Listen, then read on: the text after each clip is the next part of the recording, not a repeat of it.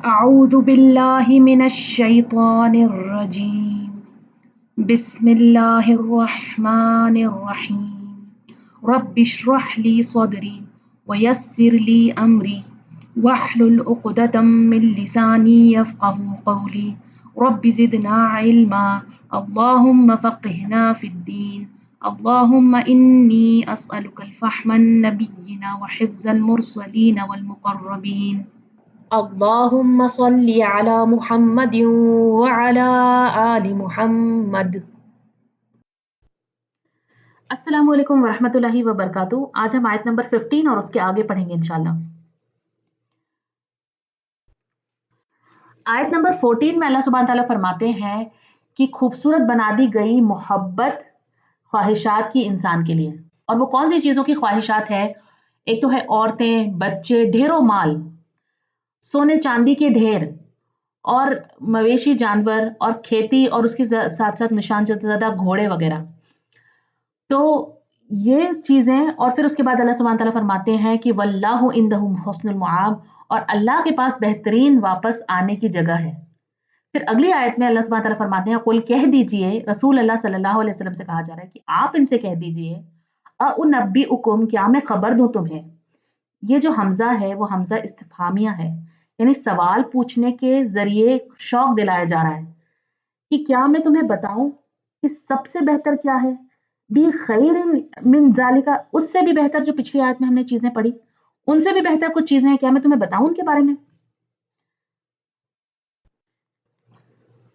تو یہ آیت پچھلی آیت کا کنٹینیویشن ہے۔ پچھلی آیت میں ہمیں کیا کہا گیا کہ اللہ کے پاس سب سے بہترین واپس آنے کی جگہ ہے، اور پھر یہاں پہ بتایا گیا کہ جاننا چاہتے ہو کہ کیا ہے وہ سب کچھ؟ نبأ کا روٹ ہے نون با حمزہ، اور نبأ کہتے ہیں اہم خبر کو، بریکنگ نیوز، بہت امپورٹنٹ بات بتائی جا رہی ہے۔ بخیرن، بہتر ہے، من ذالک، اس سے۔ اور یہ جو لفظ ہے ذالک، یہ اسم الاشارہ ہے۔ اسم الاشارہ وہ الفاظ ہوتے ہیں جو کسی شخص کی طرف یا کسی چیز کی طرف اشارہ کرتے ہیں، پوائنٹ کرتے ہیں۔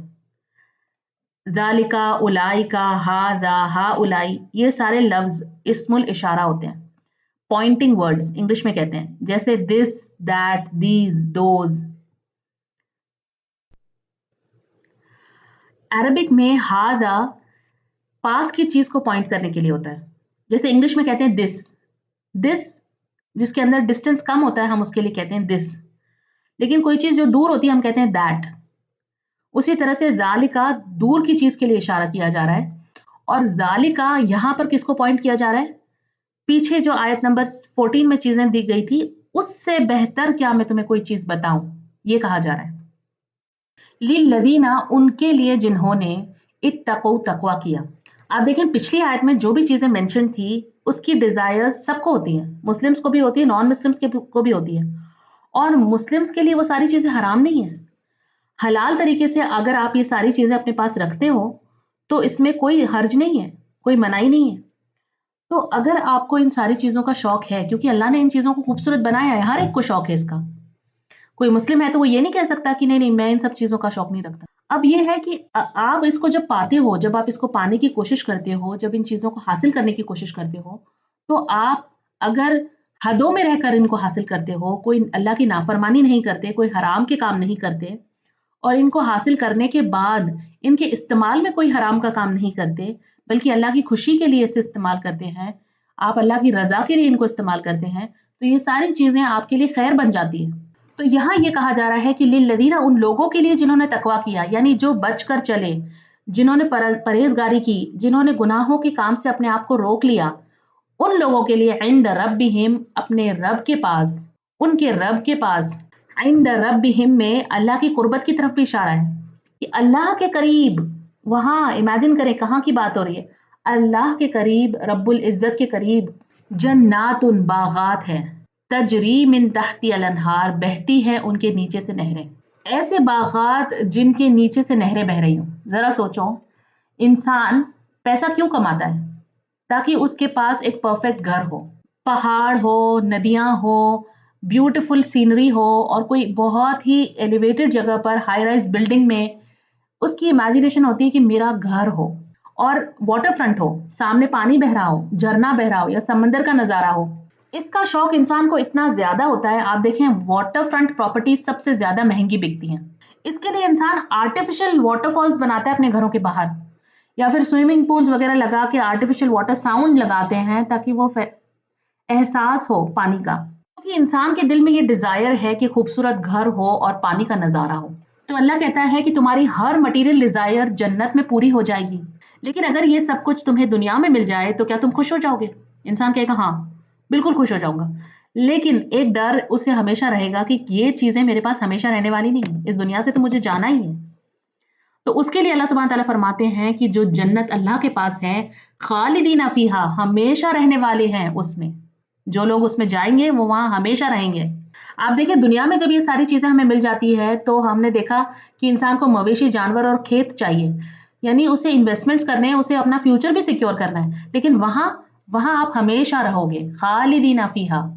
अब आपको उस सब चीजों की टेंशन करने की जरूरत नहीं है कि फ्यूचर सिक्योर है या नहीं, लॉन्ग टर्म प्रोटेक्शन है या नहीं। वहां पहुंचने के बाद गारंटी दी जा रही है कि ये जो घर है और ये जो नहरें बह रही है, ये तुम्हारे लिए हमेशा के लिए है। कोई लॉस नहीं, कोई खतरा नहीं, कोई एंड नहीं।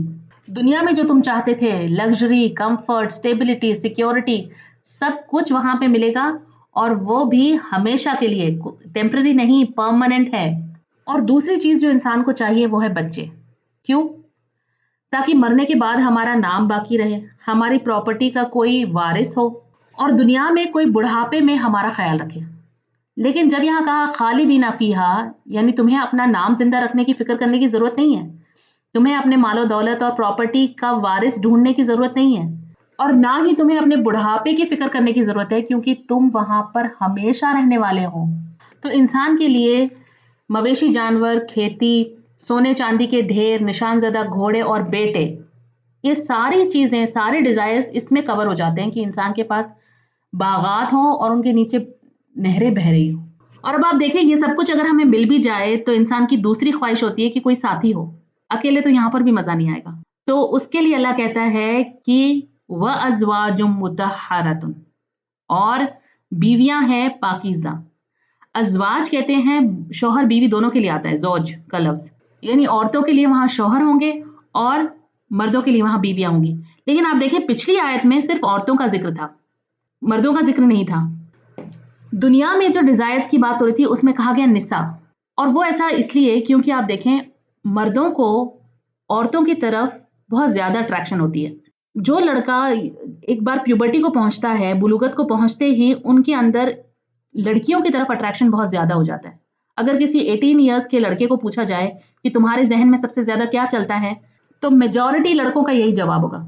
लेकिन अगर किसी लड़की से पूछा जाए, 18 साल की लड़की से, कि तुम्हारे जहन में सबसे ज्यादा क्या चलता है या तुम क्या चाहती हो, तो वो कहेगी डिपेंड्स, मुझे सोचने दो, यानी शी विल बी कंफ्यूज्ड। क्यों? क्योंकि उनकी डिजायर्स बहुत ज्यादा कॉम्प्लेक्स होती है, इमोशनल लेवल पर बहुत ज्यादा गहरी होती है। हर लड़की जरूरी नहीं कि लड़कों की तरफ अट्रैक्ट हो या उस तरह से उसकी फीलिंग्स हो।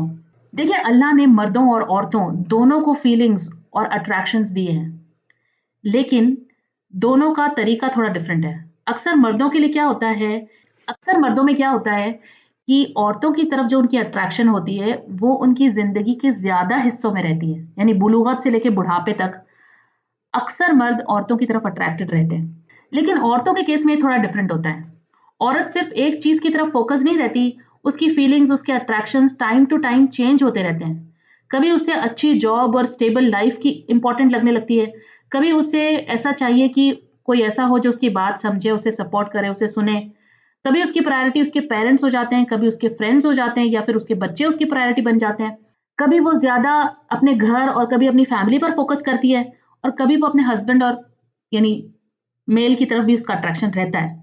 तो औरत की अट्रैक्शंस, उसकी डिजायर्स जिंदगी के डिफरेंट स्टेजेस में बदलती रहती है, जबकि मर्दों के लिए ज्यादातर एक ही डायरेक्शन में रहते हैं। और अल्लाह ताला जो हमारा खालिक है, हमारे दिलों को बनाने वाला है, वो इस बात को बखूबी इन आयतों में कैप्चर करता है। पहली आयत में जब दुनिया की डिजायर्स मेंशन की गई तो वहां पर सिर्फ औरतों का जिक्र था, लेकिन जब आखिरत की डिजायर्स मेंशन की जा रही हैं तो वहां पर अजवाज का जिक्र आया है, अजवाज का वर्ड आया है, यानी दोनों, हस्बैंड्स और वाइफ। और यहाँ अल्लाह सुब्हानहू तआला फरमाते हैं व अज़वाजुम मुतहहरतुन, मुतहहरतुन यानी प्यूरिफाइड, ब्यूटीफुल या खूबसूरत नहीं कहा, मुतहहरतुन पाकीज़ा, यानी ज़ाहिरी गंदगी से पाक साफ, पसीना, बदबू और दूसरी सारी गंदगी जो इंसान के शरीर में होती है, उन सारी चीज़ों से पाक साफ, और रूहानी तौर पर पाक साफ, यानी पाकीज़ा, पाक दामन। और मुतहहरतुन से एक माना ये भी बनता है कि हर इंसान के लिए उसकी पसंद के मुताबिक, औरत के लिए उसका स्पाउस इमोशनल, मेंटल हर लेवल पर परफेक्ट, मर्दों के लिए उसकी ज़ौजा उसकी पसंद के मुताबिक परफेक्ट होगी, यानी पूरी कंपैटिबिलिटी आपस की, परफेक्टली प्यूरिफाइड। यानी जो कुछ भी इंसान को जन्नत में मिलेगा वो दुनिया के लेवल से काफी अपग्रेडेड होगा। वरिदवानुम मिनल्लाह, और अल्लाह की तरफ से रजामंदी एंड प्लेजर, और रजा रा दाद वाव इसका रूट है, मतलब ये है कि अल्लाह की तरफ से रजा, कंटेनमेंट। कुरान मजीद में एक और जगह पर अल्लाह सुब्हानहू तआला फरमाते हैं लिल्लज़ीना अहसनु अल हुस्ना व ज़ियादा, यानी वो लोग जिन्होंने एहसान किए दुनिया की जिंदगी में, उनके लिए एहसान है और उससे ज्यादा है। तो ये जो ज्यादा है यानी कि जन्नत भी फाइनल नहीं है, उससे भी ज्यादा कुछ है जो अल्लाह हमें देगा। एक और जगह पर कुरान मजीद में अल्लाह सुब्हानहू तआला फरमाते हैं लहुम मा यशाऊना फीहा व लदैना मजीद, यानी जन्नत में इंसान जो कुछ चाहेगा, जो भी उसकी ख्वाहिशात होंगी सारी पूरी कर दी जाएगी, सब कुछ उसे मिल जाएगा। और अल्लाह फरमाता है कि और हमारे पास उससे भी ज्यादा है। तो ये मजीद क्या है, ये ज्यादा क्या है? एक और जगह पर कुरान मजीद में अल्लाह सुब्हानहू तआला इसकी तरफ इशारा करते हैं और कहते हैं वरिदवानुम मिनल्लाहि अकबर, अल्लाह की तरफ से रजामंदी ये सबसे बड़ी चीज है। तो रिदवान या रजामंदी से क्या मुराद है? आप देखिए इंसान की डिजायर और ज्यादा पाने की दुनिया में कभी खत्म नहीं होती। अगर उसके पास 10 साल का पैसा है कि वो ऐशो आराम की जिंदगी बिता सकता है, तो वो 11वें साल की फिक्र करेगा। अगर उसके पास पूरी जिंदगी बिता लेने का पैसा है, तो वो अपने बच्चों की, अपनी औलाद की फिक्र करेगा कि उसके लिए कुछ जमा कर लेता हूँ। और ये चीज आप खुद देख सकते हैं, अपने अंदर भी, अपने आसपास भी, और दुनिया के सबसे रईस इंसान को भी आप देख लें, वो भी और पैसे बनाने की कोशिश कर रहा है, चाहे हलाल हो चाहे हराम तरीका हो, पर कैसे भी मेरे पास और पैसा आ जाए। तो जो कुछ भी उसके पास होता है उससे वो कभी सेटिस्फाई नहीं होता। यहाँ पर अल्लाह सुब्हानहू तआला कहते हैं कि तुम खुद अंदर से पूरी तरह से सेटिस्फाई हो जाओगे, रजामंद हो जाओगे, अल्लाह से राजी हो जाओगे, जो कुछ उसने तुम्हें अता किया उससे तुम मुतमईन हो जाओगे। ये सेटिस्फैक्शन है जो सबसे बढ़कर है, क्योंकि ये डिससेटिस्फैक्शन ही है जो दुनिया में इंसान को कभी भी खुश नहीं होने देता पूरी तरह से। लेकिन जन्नत में अल्लाह सुब्हानहू तआला कहता है व रिदवानुम मिनल्लाह, अल्लाह की तरफ से रजामंदी। और एक और माना जो इसका निकलता है रजामंदी से, यहाँ पे मुराद है कि अल्लाह की रजा, यानी अल्लाह तुमसे राजी हो जाएगा। और ये सबसे बड़ी नेमत है। क्यों? क्योंकि आप देखिए दुनिया में जो इंसान मोमिन होता है, जो अल्लाह की रजा के लिए काम करता है, जो कहता है कि अल्लाह मुझसे राजी हो जाए, मैं ये कर दूं, मैं वो कर दूं ताकि अल्लाह मुझसे राजी हो जाए, अल्लाह मुझसे नाराज ना हो, इस वजह से हम गुनाहों से भी अपने आप को रोकते हैं। तो ये फिक्र इंसान को पूरी जिंदगी लगी रहती है कि अल्लाह मुझसे राजी है कि नहीं, अल्लाह मुझसे खुश है कि नहीं, अल्लाह मेरी कोशिशों को कबूल करता है कि नहीं। तो अल्लाह सुब्हानहू तआला फरमाते हैं कि जन्नत में सब कुछ मिल जाने के बाद एक और जो बड़ी नेमत तुम्हें मिलेगी वो ये होगी कि अल्लाह की तरफ से रजामंदी, अल्लाह तुमसे राजी हो जाएगा। एक हदीस में आता है रसूलुल्लाह सल्लल्लाहु अलैहि वसल्लम ने फरमाया कि जन्नत में एक वक्त ऐसा आएगा जब अल्लाह सुब्हानहू तआला जन्नतियों को पुकारेगा। आप खुद सोचें कि अल्लाह हमें पुकारेगा और जन्नती उस वक्त जवाब देंगे लब्बैक अल्लाहुम्मा लब्बैक व सअदैक, जी अल्लाह ताला हम हाजिर हैं आपके लिए और हम खुशी से हाजिर हैं। सअदैक से मुराद है कि ये हमारी सआदत है, ये हमारी खुशनसीबी कि आप हमें पुकार रहे हैं। इसके बाद अल्लाह सुब्हानहू तआला पूछेगा क्या तुम खुश हो? इस पर बंदे जवाब देंगे या अल्लाह क्यों ना हो, सब कुछ तो तूने हमें दे दिया है। और इस पर अल्लाह सुब्हानहू तआला फरमाएंगे कि अब मैं तुमसे राजी हो गया हूँ और आज के बाद तुमसे कभी नाराज नहीं होऊंगा। तो ये अल्लाह का राजी हो जाना, ये है वो मजीद, ये है वो ज्यादा जिसका हमने पीछे जिक्र किया। ये वो खुशी है, ये वो अल्लाह की अता है जिसका लफ्जों में बयान करना भी मुश्किल है। वल्लाहु, और अल्लाह ताला बसीरुन, खूब देखने वाला है, बिल इबाद, बंदों को। बसीर बा क़ाद रा इसका रूट है, और बसीर कहते हैं देखना और चीजों को समझना, यानी सिर्फ देखना नहीं ऊपरी ऊपरी तौर पर, बल्कि दिल दिमाग से हर चीज को अंदर तक समझना। तो अल्लाह ताला अपने बंदों को पूरी तरह से जानता है, समझता है, देखता है। इस आयत को पूरा एक बार देख लेते हैं। इसमें ये कहा जा रहा है, ए नबी सल्लल्लाहु अलैहि वसल्लम कह दीजिए, क्या मैं तुम्हें बताऊं उससे बेहतर चीज के बारे में? उन लोगों के लिए जो तकवा रखते हैं, उनके रब के पास ऐसे बाग हैं जिनके नीचे से नहरें बह रही होंगी और वो उनमें हमेशा रहेंगे, और उनके लिए पाक साफ बीवियां होंगी और अल्लाह की तरफ से रजा होगी। अगली आयत, आयत नंबर 16। अल्लदीना, वो जो यकूलूना कहते हैं, रब्बना, ए हमारे रब, इन्नना, बेशक हम, आमन्ना, ईमान लाए। ये अल्लदीना से शुरू हो रही है आयत और पिछली आयत की तरफ रेफर किया जा रहा है। वो जिन्होंने अल्लाह का तकवा किया और उनके रब के पास उनके लिए बागात हैं और उनके नीचे से नहरें बह रही होगी और उसमें वो हमेशा रहेंगे और उनके लिए पाकीज़ा बीवियां होंगी और अल्लाह की रजामंदी होगी। और उनकी मजीद सिफात बताई जा रही है कि वो कहते हैं, ए हमारे रब, बेशक हम ईमान ले आए। ये ईमान ले आना कोई मामूली बात नहीं है। वो कह रहे हैं कि हमने ईमान कबूल कर लिया, जबकि दूसरों ने ऐसा करने से मना कर दिया। लोगों ने रोका, सोसाइटी ने हमें अपोज किया, घर वालों ने मना किया, लेकिन फिर भी हमने ईमान को चूज किया है। कभी माँ बाप अग्री नहीं करते, कभी हस्बैंड वाइफ एक दूसरे से डिसअग्री करते हैं, कभी सोसाइटी साथ नहीं देती, फिर भी इंसान कहता है, इन्नना आमन्ना, हम ईमान ले आए। ये आसान नहीं होता, ये एक बहुत बड़ा कदम होता है। अब जरा इस बारे में सोचिए, जब इंसान इस्लाम एक्सेप्ट करता है तो ये एक मामूली बात नहीं होती है, कोई सिंपल डिसीजन नहीं होता। उस वक्त जब कुरैश या बनी इसराइल में से कोई इस्लाम कबूल कर लेता था तो क्या कहा जाता था? तुमने अपनी कौम के साथ गद्दारी की है, तुमने अपनी रिवायत को छोड़ दिया है, तुमने अपने बुजुर्गों की तौहीन की है, तुमने हमें शर्मिंदा कर दिया है। ये सब कुछ उन्हें सुनना पड़ता था।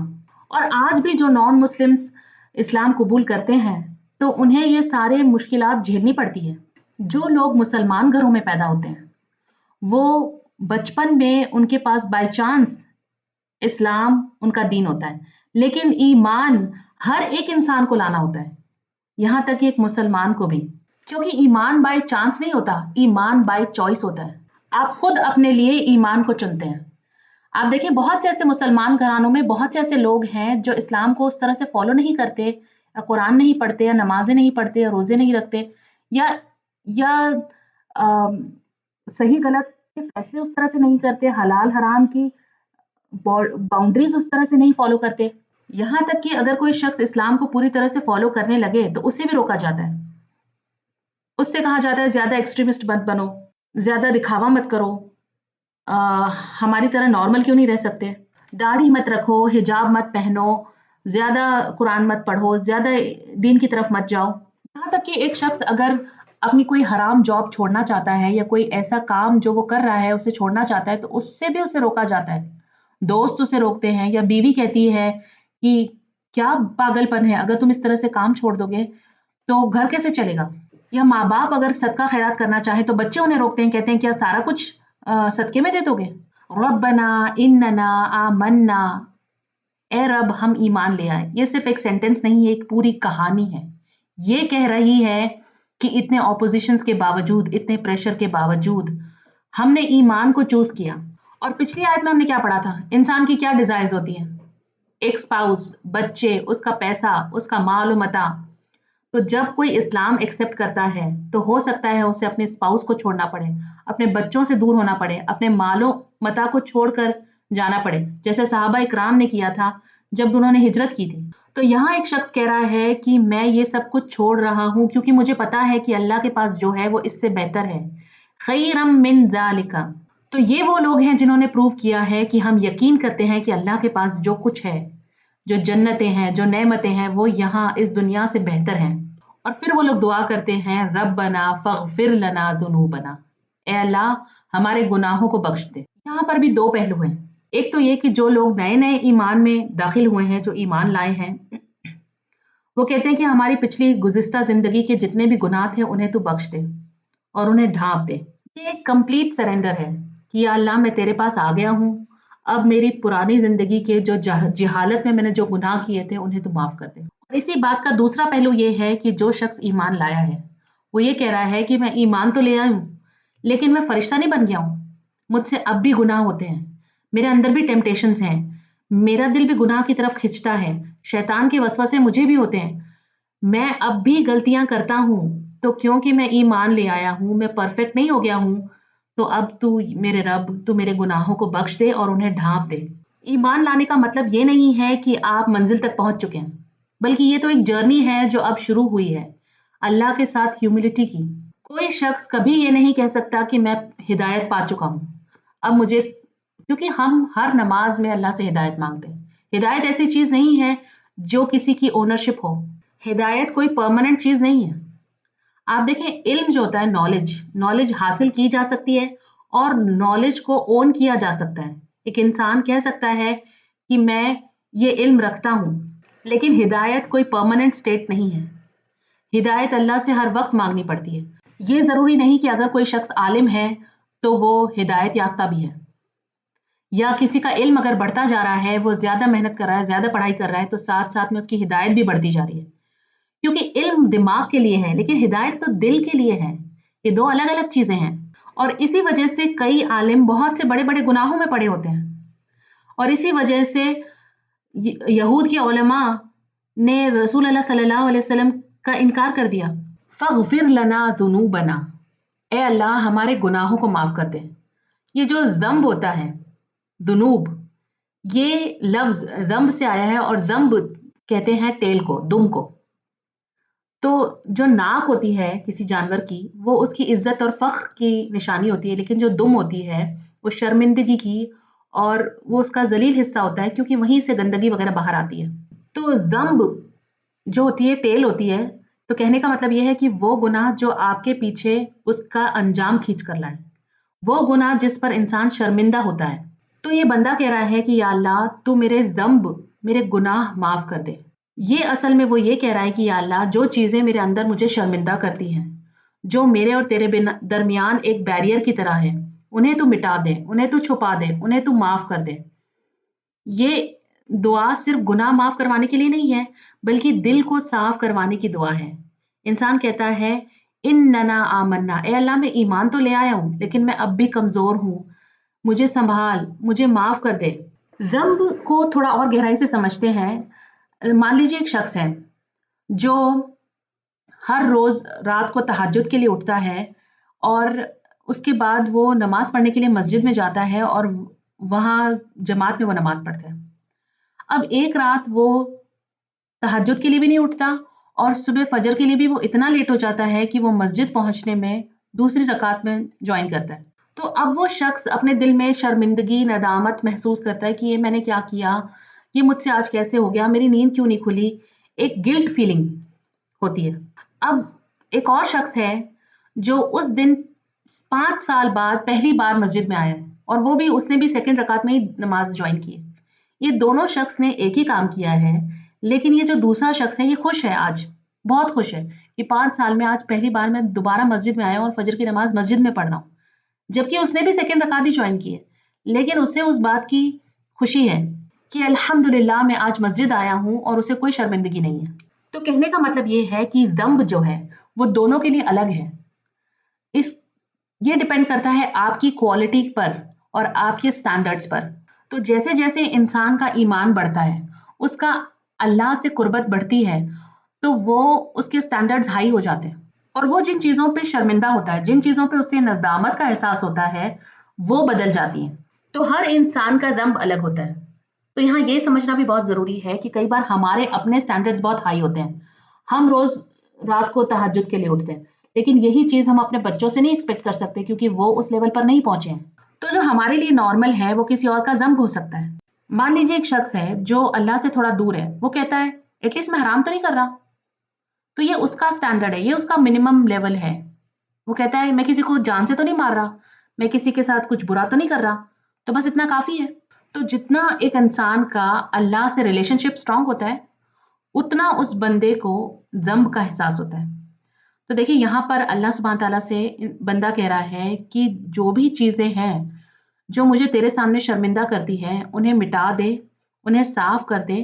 فاغفر لنا ذنوبنا وقنا عذاب النار، اور مجھے آگ کے عذاب سے بچا۔ اب یہاں پر ایک بہت گہرا سوال پیدا ہوتا ہے کہ اللہ سبحانہ تعالیٰ کہتے ہیں کہ کافروں کے لیے جہنم کی سزا ہے، انبیاؤں کے دشمنوں کے لیے جہنم کی سزا ہے، لیکن یہاں ایمان لانے والا شخص کہہ رہا ہے کہ یا اللہ تو مجھے آگ کے عذاب سے بچا، تو کیا وہ شخص آٹومیٹکلی آگ سے سیف نہیں ہو جاتا جو ایمان لے آیا ہے؟ تو یہاں اللہ سبحانہ تعالیٰ ہمیں ایک بہت پاورفل ریالٹی بتا رہے ہیں. وہ یہ کہہ رہے ہیں کہ صرف ایمان کا دعویٰ کر لینا کافی نہیں ہے، زبان سے صرف شہادت دے دینا یہ کافی نہیں ہے، دل محفوظ نہیں ہے. اندر سے انسان اگر پھسل گیا تو وہ آگ سے محفوظ نہیں ہے. تو کہنے کا مطلب یہ ہے کہ کبھی اپنے آپ کو سیکیور مت سمجھو. پچھلی قوموں نے بھی یہی غلطی کی تھی. یہود سمجھتے تھے کہ ہم تو چنے ہوئے لوگ ہیں، ہمیں آگ کبھی نہیں چھوئے گی، اور اگر کبھی ہمیں آگ میں ڈالا بھی گیا تو بس چند دنوں کے لیے، پھر ہمیں نکال دیا جائے گا. اسی طرح سے عیسائی سمجھتے ہیں کہ ہمارے گناہوں کے عوض میں عیسیٰ علیہ السلام نے اپنی جان کی قربانی دی ہے، تو ہمارے گناہ تو ان کی قربانی کی وجہ سے مٹا دیے گئے ہیں. اور اسی طرح سے آج کے مسلمان بھی سمجھتے ہیں. کئی مسلمانوں کا ماننا یہ ہے کہ ہم کیونکہ لا الہ الا اللہ پڑھ چکے ہیں تو اب ہمیں جہنم کی آگ اگر چھوئے گی بھی تو کچھ عرصے کے لیے، پھر ہمیں بالآخر نکال دیا جائے گا اور ہمیں جنت میں داخل کر دیا جائے گا. لیکن یہ سمجھنا بہت ضروری ہے کہ اصل کامیابی یہ نہیں ہے کہ انسان کو جہنم میں ڈالا جائے پھر اسے نکال کر جنت میں ڈالا جائے، بلکہ اصل کامیابی یہ ہے کہ جہنم سے بچا لیا جائے اور جنت میں داخل کر دیا جائے. تو اس لیے ایک مومن کی دعا کیا ہے؟ وہ کہتا ہے کہ یا اللہ مجھے اپنے آپ پر کوئی بھروسہ نہیں، مجھے صرف تجھ پر بھروسہ ہے، تو مجھے بچا لے آگ کے عذاب سے. اچھا، ایک اور بات سمجھنے کی ضرورت ہے کہ جو شخص جہنم کی آگ سے بچا لیا گیا وہ آٹومیٹکلی جنت میں داخل کر دیا گیا. پیچھے بھی ہم نے پڑھا تھا ایک دعا تھی، ربنا آتنا فی الدنیا حسنۃ وفی الآخرۃ حسنۃ وقنا عذاب النار. وہاں پر بھی ہم نے آگ کے عذاب سے حفاظت مانگی. تو جو شخص اس دنیا میں اپنی زندگی ایمان کے ساتھ بسر کرتا ہے، جو اپنے آپ کو گناہوں سے روک لیتا ہے، تو اس کے لیے دنیا میں بھی بھلائیاں ہیں اور آخرت میں بھی بھلائیاں ہیں. کچھ لوگ یہ سمجھتے ہیں کہ ایمان لانے کا مطلب یہ ہے کہ اپنی خوشیوں کی قربانیاں کر دو، اور اسلام کہتا ہے کہ تم دنیا میں کوئی اچھی چیزیں کی خواہش نہیں رکھ سکتے، لیکن ہمیں دعا سکھائی گئی کہ اللہ تو ہمیں دنیا میں بھی بہترین دے، آخرت میں بھی بہترین دے، اور ہمیں آگ کے عذاب سے بچا لے. اس آیت کو پورا ایک بار دیکھ لیتے ہیں. اس میں کہا جا رہا ہے کہ وہ جو کہتے ہیں اے ہمارے رب بے شک ہم ایمان لائے ہیں، پس تو بخش دے ہمارے لیے ہمارے گناہوں کو اور بچا ہمیں آگ کے عذاب سے.